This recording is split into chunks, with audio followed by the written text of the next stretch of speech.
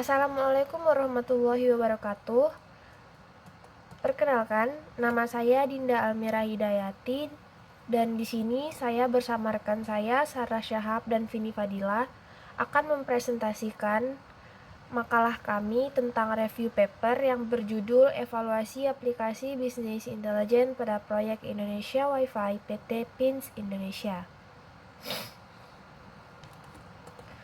Bisnis intelijen adalah alat yang dapat digunakan perusahaan untuk mengolah data menjadi informasi. Tidak cukup sampai di situ, informasi-informasi tersebut diolah kembali dan menjadi sebuah knowledge. PT Pins Indonesia merupakan salah satu perusahaan yang menerapkan bisnis intelligence untuk membantu kinerja perusahaannya. Ada beberapa proyek yang sedang ditangani oleh PT Pins Indonesia, antara lain yaitu proyek Indonesia Wi-Fi yang bertujuan untuk mendukung program percepatan dan perluasan pembangunan ekonomi Indonesia di bidang ICT yang telah dilaksanakan oleh pemerintah Republik Indonesia. Selanjutnya saya akan menjelaskan tinjauan pustaka dari paper tersebut. Yang pertama adalah bisnis intelijen. Bisnis intelijen adalah proses mengekstrak, transformasi, mengelola, dan menganalisis data bisnis untuk mendukung pengambilan keputusan. Kedua, ada data warehouse, data mining, dan OLAP atau OLAP, yaitu yang pertama, data warehouse adalah kumpulan data dari berbagai sumber data yang ditempatkan menjadi satu dalam tempat penyimpanan berukuran besar, lalu diproses menjadi bentuk penyimpanan multidimensional dan didesain untuk query dan reporting. Data mining atau penggalian data adalah proses pemilihan data, eksplorasi, dan pembuatan model dengan menggunakan penyimpanan data yang sangat besar untuk membongkar pola-pola yang sebelumnya tidak dikenal. Lalu ada OLAP, merupakan alat untuk mengelompokkan data yang sama sesuai dengan kondisi yang dimasukkan kemudian dijadikan satu dalam sebuah kotak. Yang ketiga ada Project Indonesia Wi-Fi. Indonesia Wi-Fi atau @Wi-Fi ID yang biasa dikenal mahasiswa atau orang yang biasa kita kenal di kampus juga ada, itu kan menyediakan layanan publik internet berbasis teknologi Wi-Fi atau hotspot dalam rangka mendukung program percepatan dan perluasan pembangunan ekonomi Indonesia di bidang ICT yang telah dicanangkan oleh pemerintah Republik Indonesia. Yang keempat, aplikasi finansial. Aplikasi ini merupakan aplikasi yang digunakan untuk pertanggungjawaban keuangan proyek, mulai dari proses inisiasi, implementasi atau instalasi, sampai dengan penagihan atau biasa disebut dengan berita acara serah terima. Lalu ada aplikasi Teskom. Aplikasi Teskom merupakan aplikasi yang membantu pengolahan data dari manual menjadi terintegrasi satu sama lain dan tidak membutuhkan laporan manual. Lalu ada Acquirement List of Project. Acquirement List of Project di sini berarti laporan-laporan pertanggungjawaban dari suatu proyek. Selanjutnya metodologi hasil pembahasan, kesimpulan dan saran akan dijelaskan oleh rekan saya yang lain. Baiklah, selanjutnya saya akan melanjutkan pembahasan mengenai metodologi dan pembahasan. Pada metodologi dilakukan dengan dua cara, yaitu wawancara langsung dan studi kepustakaan. Pada wawancara langsung dilakukan wawancara terhadap Project Manager Indonesia Wi-Fi PT Pins Indonesia. Pada studi kepustakaan dilakukan juga penelitian pustaka terhadap beberapa buku dan karya tulis ilmiah. Selain itu, studi kepustakaan juga dilakukan melalui sumber dari internet. Selanjutnya, hasil dan pembahasan. Ada beberapa hal yang dilakukan saat penerapan aplikasi Finasys, antara lain yang pertama yaitu inisiasi. Pada tahap inisiasi, Account Manager Project Indonesia Wi-Fi membuat surat penawaran harga terhadap Sisin.com selaku customer. Tentu saja harga yang ditawarkan tidak langsung disetujui oleh customer, maka akan terjadi negosiasi hingga tercapailah deal di antara kedua belah pihak. Awalnya, customer menghubungi PT Telkom Indonesia dan meminta PT Telkom untuk memasang Wi-Fi. Namun, karena PT Telkom memiliki anak perusahaan, maka PT Telkom tidak boleh menangani hal tersebut, melainkan harus memberikan proyek tersebut kepada anak perusahaannya, yaitu PT Pins Indonesia. Kemudian PT Pins pun tidak dapat mengerjakannya sendiri, melainkan melemparkannya kepada vendor. PT Telkom juga tidak dapat langsung memberikan proyek pada vendor karena seluruh perangkat ICT harus melalui PT Pins Indonesia. Dalam hal ini, tentunya aplikasi Fensys membantu perhitungan margin yang didapat oleh PT Pins Indonesia juga menghitung keuntungan yang lainnya. Yang kedua, ada implementasi atau instalisasi. Tahap kedua pada penerapan aplikasi Fensys adalah tahap implementasi. Implementasi terjadi kedua belah pihak antara customer dengan PT Telkom Indonesia telah sepakat. Setelah itu, PT Telkom akan memberikan SPK atau surat penugasan kerja kepada PT Pins. Lalu, account manager akan membuatkan proposal bisnis yang akan disetujui oleh General Manager Divisi dan akan diteruskan kepada customer.